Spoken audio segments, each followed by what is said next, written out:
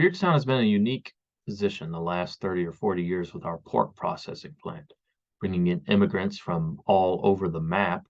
There are 32 languages spoken at the plant itself. French from West Africa, the Burmese, Spanish-speaking Mexicans. St. John's Lutheran Church has tried to key in on the largest group of immigrants that have come in over the past 40 years, and so we hope to knock down the language barrier, in particular of Spanish. The resources we have are, of course, limited, and that's why we asked Pastor Pablo Dominguez to drive 2 hours to come once a month. We're hoping to make that twice a month with the help of Dollars for Missions and really get a foothold into the community. Over the past 10 years with vicars who are a little more hit or miss on who could speak Spanish well and who couldn't, and our liaison who largely meets social needs and can't do word and sacrament ministry, we hope to get Pastor Dominguez here as often as possible to foster those relationships long term.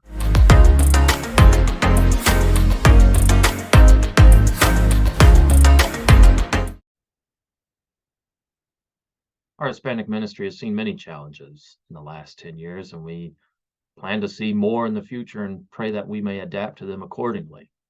That's why we have a liaison, Maria Giosa, who speaks Spanish to those who speak Spanish and English to those who speak English.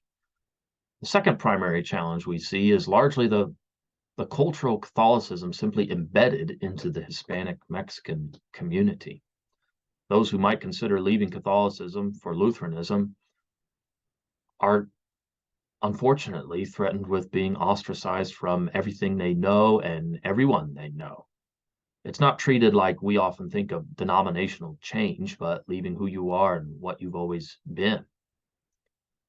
So for that reason, we need some serious teaching, not simply worship once a month. And that's why we hope to increase Pastor Dominguez's trips from once to twice a month so that we can have someone who can knock down both barriers, who can first speak the language in Spanish, and then secondly, make the fine distinctions to show why you're making these sacrifices, why you're potentially leaving behind some family to pick up the cross of Jesus and follow him. Find distinctions so that we can have the comfort of consciences. Find distinctions so that we can truly understand what the scriptures say and what Lutherans teach. With your help, we can bring Pastor Dominguez here twice a month so that he can engage people more and thoroughly, teaching them the proper catechesis to guide them through such a process.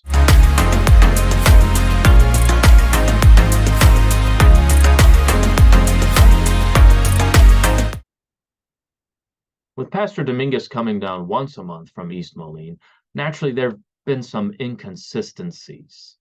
Certain people can't make it on whenever he comes. Sometimes communication falls through, and so attendance has been anywhere from 3 people to sometimes 12 people.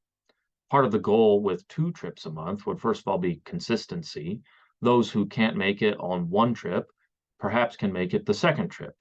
At the same time, Pastor Dominguez has identified that in large part, the people who do come never quite make it past attending service.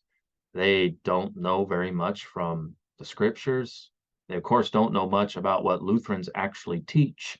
And for that matter, they get confused the differences between the Catholic Church in town and our Lutheran Church in town. So Pastor Dominguez hopes to offer not only one worship a month, but also Bible study and catechesis. We hope that by doubling the amount of trips, by doubling the amount of face time with an actual pastor and hearing the word, that we can bring more people from our community into full relationship with our congregation.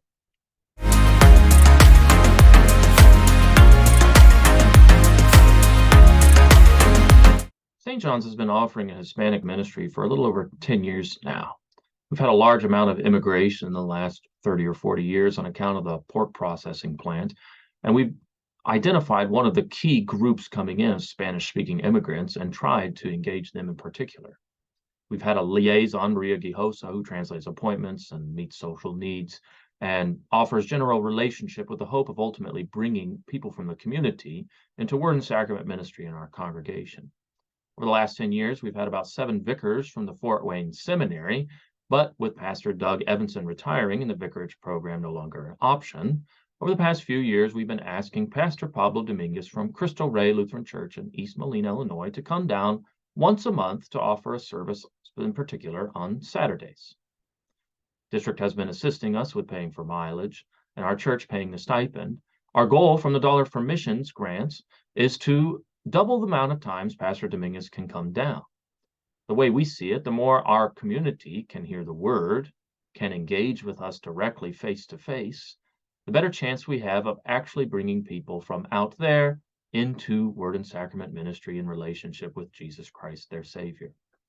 We thank you for all your assistance and help, and ask for all prayers for us as we continue to adapt to the needs of our community.